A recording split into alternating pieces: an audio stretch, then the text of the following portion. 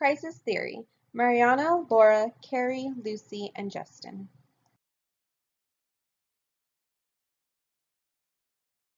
Crisis theory was developed by Eric Linderman in the 1940s, who identified responses and changes in behavior after a traumatic event. According to Langer and Leitz, a crisis is defined by an event that leads to temporary state of psychological disorganization or inability to function within one's normal accordance. A crisis event may be external, such as natural disasters, personal, such as life changes, such as graduation, and vary in the time a crisis is experienced. Fight or flight is the body's psychological response to stress. Coping mechanisms is how the individual processes the crisis event, which can be positive or negative coping mechanisms. Chronic stress, which is unresolved crisis over long periods of time, can lead to physiological effects such as high blood pressure, ulcers, and depression. Crisis intervention is short-term focused intervention that seeks to resolve a crisis. Crisis intervention is time-limited and short-term. For example, an individual experiencing a crisis such as natural disaster loses their home to a tornado and does not have shelter.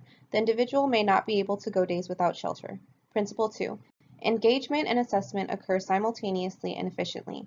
For example, the American Red Cross provided emergency assistance to those affected by natural disasters by assessing the individual's needs and providing a variety of resources based on the individual's needs such as shelter, emotional support, and health services.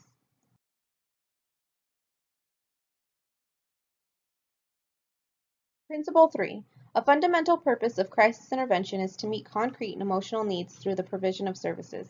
Agencies that provide crisis intervention include American Red Cross, Fire Department's crisis response teams, Teen Lifeline, and Valley del Sol Community Health. Principle 4. Crisis intervention must move quickly, seeking to help a client return to a previous level of functioning, which is achieved by providing adequate resources that address an individual's immediate needs.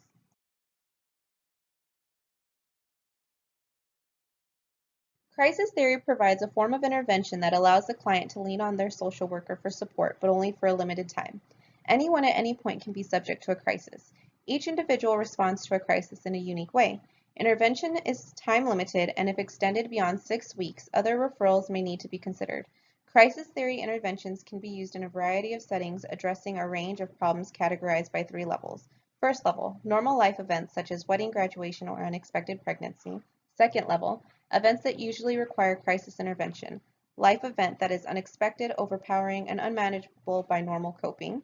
Third level, addressing personal fulfillment, actualization, and crisis related to person's purpose, such as midlife crisis.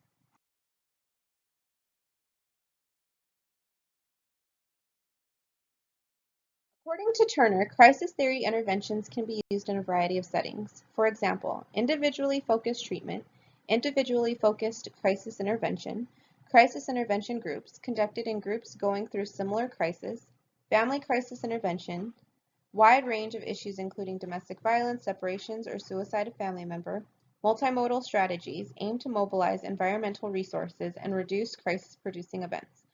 Population-based preventive interventions. These interventions outreach to target populations. Delivery of services.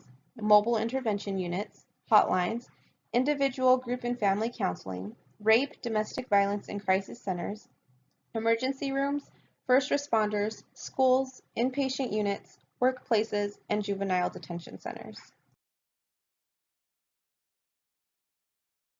Crisis interventions and assessments are flexible and adaptable. Because of this flexibility, it accommodates cultural differences of clients. For the quick development of rapport and trust between people of different cultures, it is often required of the professional to communicate both non-verbally and verbally, have a demeanor that one is knowledgeable about and accepting of cultural differences. With diverse populations, professionals should respect and be aware of opinions, values, attitudes, cultural norms, and crisis. With diverse populations, professionals should not make assumptions, not be too scared to ask questions, be aware of own personal beliefs, recognize and respect diversity, be aware and recognize clients' customs and traditions, and services must be culturally and linguistically competent. Strengths of crisis theory. The flexibility of the stages within a crisis can accommodate cultural differences. Can be used for individual or community crisis. The model is straightforward, presents the opportunity to learn new coping skills or recognize existing skills, seeks immediate intervention, meets concrete and emotional needs of the client. The assessments and interventions that can be used are adaptable. Crisis theory strengths. Crisis intervention theory attempts to empower a community or individual currently going through a crisis. This can be done by identifying appropriate resources that would help improve the current circumstances. This can help reduce the feelings of helplessness, distress, and social isolation and decrease the potential for stability to be reached quickly.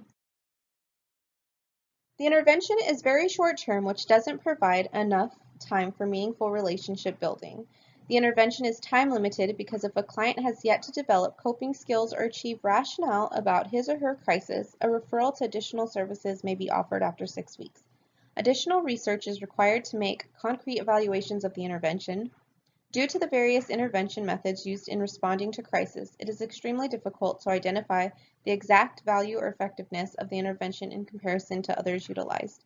There is a genuine risk of individual in crisis to be labeled as unstable or mentally unhealthy by a provider or social worker with limited crisis intervention experience.